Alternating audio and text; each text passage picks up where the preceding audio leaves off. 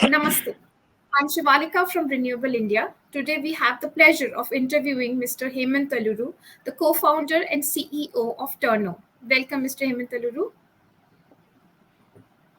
Hi, Shivalika. Thank you for having me. Turno is an EV startup based out of Bangalore with an impressive background in established systems such as Goldman Sachs, Bentley Associates, and PwC Consulting. Among others, Mr. Hemant has been a part of auto sector for a few years now and is passionate about working towards impactful ideas. Prior to founding Turno, Mr. Hemant served as the chief business officer at Zoomcar. He strongly believes that there is a great scope of sustainable solutions in the Indian auto market and is dedicated to making a positive impact in the space. We are excited to hear more about his journey and about Turno and his insights in the EV industry. So, welcome, Mr. Aluru. How are you? I'm doing well, Shivalika. Thank you. Thank you so much for that introduction. Thank you for sparing some time for us. And should we start with the interview today? Yeah, Yes. excited to do this. Th- Thank you. Thank you so much. Okay. So basically, we wanted to know more about Turno. So we want to know how did you come up with this idea, and what are the main objectives that you right now also you're working on it, and how you see yourself in the upcoming few years that you're achieving those objectives. Sure. Turno primarily focuses on the commercial vehicle segment. If you can take a step back, one of the one of the largest problem statements in the transportation industry is that obviously commercial vehicles constitute about 85 to 90% of all the fuel spends there.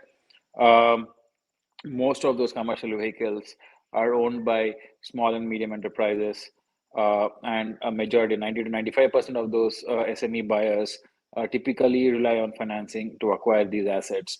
And only when those guys go and put assets on the ground is when actually transportation and logistics actually happen in this country, right? So if you really want, I think like many of the people out there, including the government and everybody else, uh, my co-founder Sudhi and I feel relatively strongly that there's obviously a very big opportunity in front of us to move our transportation to a more sustainable energy base.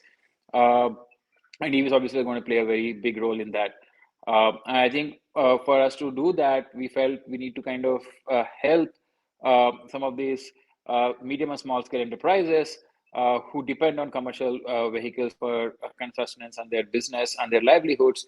We need to help them move to EV. So what we do, Turno does is basically help small and medium enterprises and kind of small scale businessmen and women adopt EVs with almost no friction at this point in time.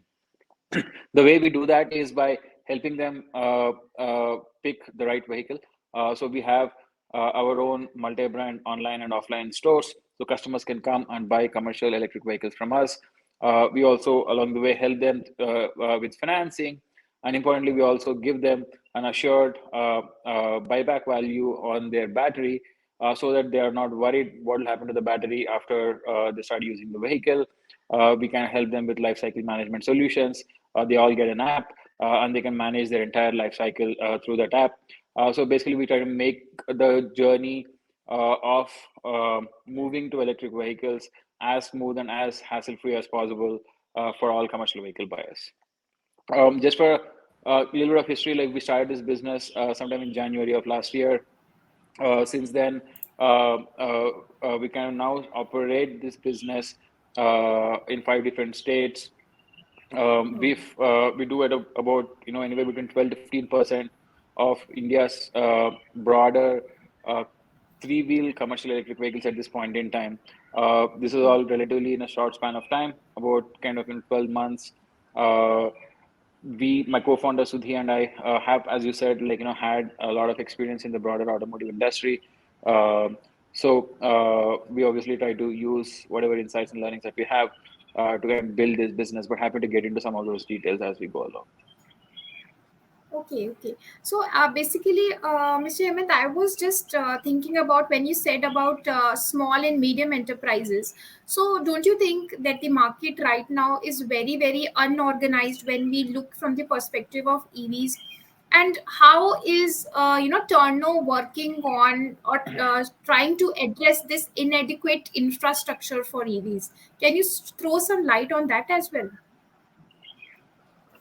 Uh, when I'm assuming that when you mean infrastructure, you're talking about charging infrastructure. Okay. Yes, Uh, yes, yes. so yeah, understand.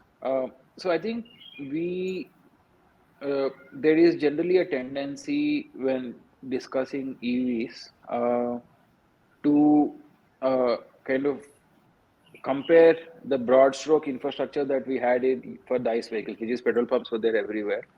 I think everybody has the same expectation that only when that kind of a charging and network is established is when electric vehicles adoption will start increasing. But I think there's a key difference. ICE vehicles had one engine, and then there is a petrol tank or a diesel tank, and then whatever amount of fuel that you filled in that, the engine was capable to kind of give you how much of mileage that it was supposed to, right? There was no real design restrictions around that. It was just the amount of fuel that you put into that. Batteries are not like that. Generally speaking, when an electric vehicle is designed, it is designed for a specific use case, right? That means that I can only put so much battery into a vehicle. If not, the cost will just like shoot up, and the vehicle becomes totally unviable for customers to adopt. So when the vehicle itself is designed itself, it is designed for certain use cases, right? So maybe I will travel 100 to 120 kilometers a day. For that, there is a great vehicle out there, for example, today. Maybe somebody needs to travel, like kind of move their goods for 50 kilometers. There are vehicles available for that. There are no vehicles available for the same vehicle to kind of be vehicles are not necessarily designed for the same vehicle to go from anywhere from Kanyakumari to Kashmir. Right? That is not how electric vehicles are ever going to be designed. Maybe in the future, maybe after 5 7 years.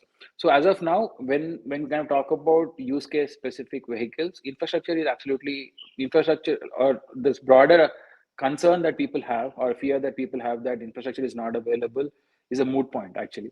Most of our customers charge their vehicles at home, like in fact all of them charge their vehicles at home or some of them at offices or their warehouses, and for their use case, which is really kind of really well served by this vehicle, they really don't have any additional infrastructure requirements as such. So right now, if you really think about it, for a majority of last mile or intra-city use cases, which are like for people to kind of deliver goods within the city, there is really no infrastructural issue as such. Having said that, there are also a lot of companies coming up and setting up slow and fast charging infrastructure even within cities. Uh, there are like literally you can just go to Google and find a ton of charging points at this point in time, which kind of weren't there 2 years ago. So net, our view has always been that infrastructure is not really a limitation. It actually has almost never been a limitation for the adoption of electric vehicles. Over a period of time, when long range trucks, when long range travel also has to be moved to electric, then infrastructure has a certain role to play. But again, I think there are enough bets and kind of policy initiatives right from the government and to a lot of other private corporations kind of setting up this infrastructure. At this point in time, we feel like that's a problem that will just be solved. I don't think we need to be really that worried about infrastructure for EV adoption. Okay, okay. So basically, there is a smooth supply chain. I think that is what we can infer from this. So think about I won't call it as I don't think I mean I won't characterize that way. Majority Okay, of people who own last mile delivery trucks have very yes. specific use cases, right? I might be a vegetable distributor. I will go to an APMC yard, pick up vehicles from vegetables from there, and go distribute it in, let's say, I don't know, 100 mandis every day. If I'm an FMCG distributor, I get goods at my warehouse, and then I have to go give it to like 80 to 90 retailers every day. Those are all very well defined use cases with very well defined routes. For Okay, those type of routes, there are really good vehicles which fit their needs absolutely sharply, right? So there are a lot of okay, buyers out there for whom the logistics requirement, as you said, is very well defined network, which is majority of the logistics networks, by the way, majority. Uh, so there is really no issue for them to kind of plan their route using an EV, because there are good EVs out there which will serve just that kind of use case. So that's why we feel when we keep saying the infrastructure is not an issue, that is the reason, because there are enough use cases out there for whom good vehicles are already available in the market. Now it is just a question of making those consumers aware that these type of options are available for them and that they will benefit from moving to EVs, right? So that is kind of the Okay. key job that companies like us do, that is educate, create awareness in customers, and provide solutions so that they can easily move to EVs. Okay, okay, that is something new that we could actually see it from a different perspective altogether. Okay, so my next question is basically now you told us about that what is good about the market as such when we talk about the infrastructure, but there are a couple of things or maybe a couple of bottlenecks that you also faced, challenges you also faced while you were promoting the EV adoption in India, especially because you know the people or they have different myths also, and I don't know how much of a myth it is, because they say that in summers it is not good for people to use EVs. They get they get very hot, very warm, and it is very difficult to use EVs that time. So are these myths true, and if they are not true, then what were the challenges that you encountered while promoting your product in the market? Sure, as you said, they are myths, right? And they are myths. They are not necessarily true. So again, narratives get built around these things. Obviously, unfortunately, it's a new technology. Not a lot of us fully understand this technology very well, and I don't expect all the potential buyers of electric vehicles to go fully understand the electrochemistry of the battery and all of those things. So obviously, I totally understand why there would be fears like this, and these are real fears that people have. When we talk to customers, we hear, if not exactly the same way as you articulated, version of that is always articulated by customers, and that is, I think, a real fear that there is in the market out there, right? But again, that is just a function of technology just being new. The adoption is just starting to kick off right now. Not a lot of proof points out there. But having said that, at this point in time, we sell a 500 to 1000 kg goods carrying capacity vehicle, which is like, think of it like a goods auto, right? This is the type of vehicles today that are like really taking off on the electric vehicle side, at least on the commercial vehicle side. Um, about 30% or 30 to 40% of new buyers are buying electric vehicle. So already a lot of adoption barriers are slowly starting to fall away. Uh, so anyway, just kind of, so customers are becoming more aware. So I think that there's this problem, this myths will kind of keep getting busted. Uh, the I don't think there are any general fears that people should have about EVs, right? Like, meaning, as long as the vehicle is manufactured by a quality manufacturer who puts that through a really stringent quality process, these are all good brands out there who are making vehicles at this point in time. All these companies have built their reputations over decades worth of uh, uh, uh, kind of service to customers in putting good products. Highly unlikely that some of those myths that you're talking about are anyway related to some of those companies, right? Having said that, there are also a lot of fly-by-night operators in the market, people who have no technical expertise, just piecing things together and just kind of putting a vehicle out in the market. I think government has done a great job of trying to dissuade some of that, but I think more needs to be done there, because I think that is the source of, frankly, some of these fears, right? That poorly designed vehicles being put on the road, customers actually getting hurt, and having to get into poor situations because somebody did not do the full 9 yards on quality and kind of good vehicle design. Those issues existed, but I think those issues are becoming lesser and less in the market right now, because really prominent brands, people with a lot of expertise on the battery side, on vehicle making side, are coming and putting really good vehicles out there. So I don't think those issues will continue to remain as we go forward. Having said that, like when we work with customers, one of the key issues is awareness, right? So we have to educate customers. We have to bust all these myths, kind of the way you articulated. That is the core job of anybody in the business of promoting and trying to support the EV ecosystem. That is, I think, a continuous process, and I think right from government to companies like us, all of us are trying to do our bit in creating awareness in the customer's mind about EVs and the benefits of EVs. It's good to know. So basically, when you talk about that, it depends on the customers how educated they are when they are looking ahead to buy a EV. But now there are bigger brands who are coming up in the market. There are so huge brands and international brands also that are coming in the market.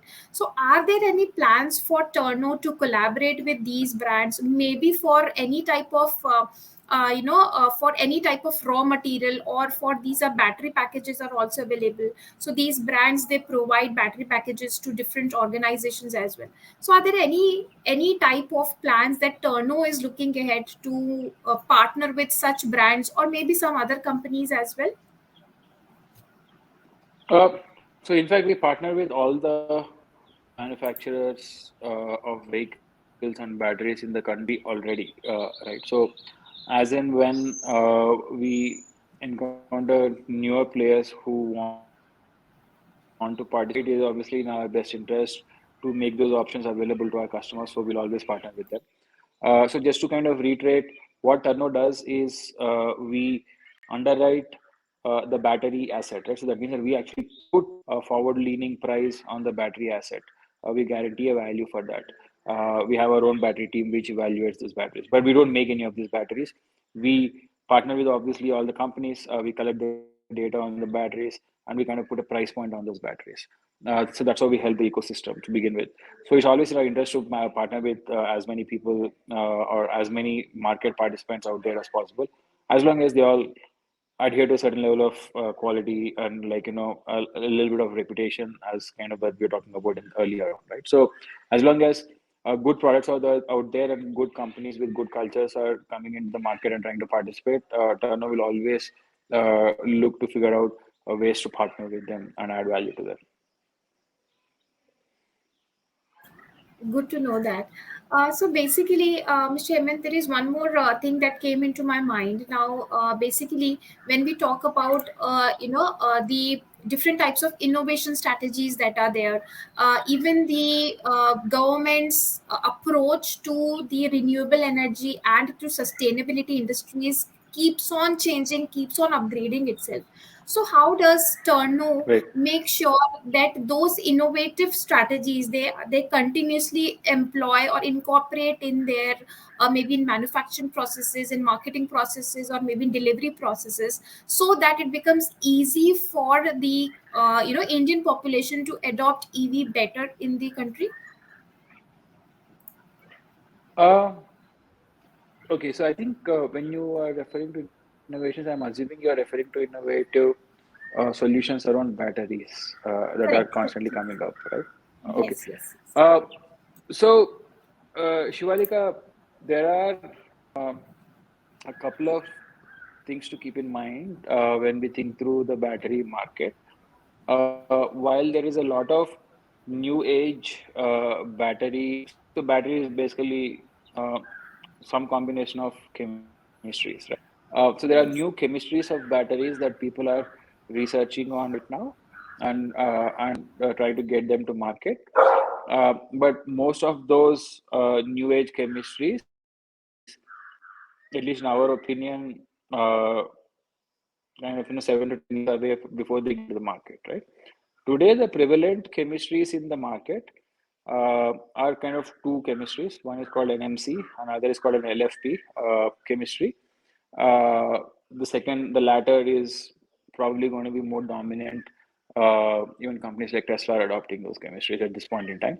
That chemistry, LFP chemistry, is probably going to be very dominant in the market for the next probably kind of foreseeable future. I would probably even venture a guess that the next 5 years. So it's not like chemistry is changing on a day-to-day basis. But having said that, always minor tweaks and changes that uh, are always done to keep delivering better and better performance of the batteries. For that, we already have instituted a full-fledged battery team in the company. This is staffed by engineers and scientists who actually help build uh, EV programs for large manufacturers like Mercedes, Volvo, Caterpillar. So we have a very strong team of battery scientists internally, whose job is to basically decode these batteries, right? So whatever new chemistry comes out there, whatever new variant that manufacturers put out there, we use a very detailed analytics and data-driven approaches and modeling approaches to figure out how we should think about valuing those batteries and pass on those value to the customer. So we have a very strong team who already understands a lot of the, and obviously their job, and like they are super incentivized to always keep abreast on all the latest developments in the battery world. So we are kind of trying to be always on top of things. And for that, first of all, you need to be really well resourced, and which we are. So yeah, doesn't necessarily worry us that something new that we probably are not fully aware of is going to come and kind of change the entire game for us. Good to know that, Mr. Evan. Now, my basically now this is going to be a last question, but it is very. I'm actually very curious, and being from a totally, layman background and have no knowledge about the engineering that is involved in creating in manufacturing these battery packages. So, I was reading about something called as sodium batteries also. Is this something that you are also going to incorporate in Turno's manufacturing processes, or is Turno only working on lithium ion batteries? And when we talk about the batteries working on the EV batteries, there was a news basically recently that when you manufacture lithium ions, there are some type of emissions that are there which harm the environment. So Right, how do you right. work in such type of scenario, and how do you take care that the manufacturing process does not make the environment difficult for others also at the same time, and you also can help in decreasing the carbon footprint as well? Sure. Shivalika, again, to reiterate, Turno does not manufacture a vehicle or a battery.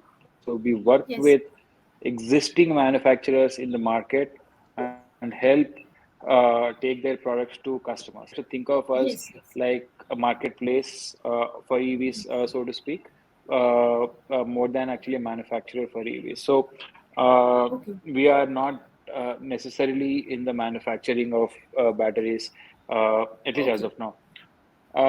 Having said that, like you asked another question about sodium ion. Yes. So there are large corporates in India who are investing behind those chemistries. Very motivated people, very smart people. So they obviously there is a lot of value in bringing chemistries like that to the market. And when they do come, Turno will be ready to figure out how to work with those chemistries. And we obviously are already trying to figure out what our technology stack will look like when newer and newer chemistries come to the market. But having said that, again, got to remember that when there are, let's say, at some point in the future, 100% of all vehicles are electric or some sort of a new energy Yes. vehicle, uh, it is not going to be just lithium ion only chemistry or sodium ion only chemistry or hydrogen only chemistry, which will kind of become 100% of that mix, right? It will be very use case specific, very transportation need specific, vehicle specific, energy solutions that will come out, emerge in the future. And I don't think sitting here, at least I am wise enough to predict exactly what Yeah. portion of the market will be which chemistry. But at least I know that uh, there is going to be a mix of chemistries, and I think there's space for all of these chemistries, and they're all needed to actually deliver the full final solution there. So Yes. sorry, I don't have much to add on the carbon footprint. Unfortunately, we don't add much to the on that side. So No, no. Basically, I was asking when, from the perspective of that, when you basically not you manufacturing, but when you are, partnering with these types of organizations. So that is what I was talking about. right, Not basically you manufacturing it, but yes, yeah, it is more about yeah, no. partnership So that is on. Yes. correct. Yeah, see, listen, I think that. There is a lot of talk about how lithium ion chemistry adds to the carbon footprint.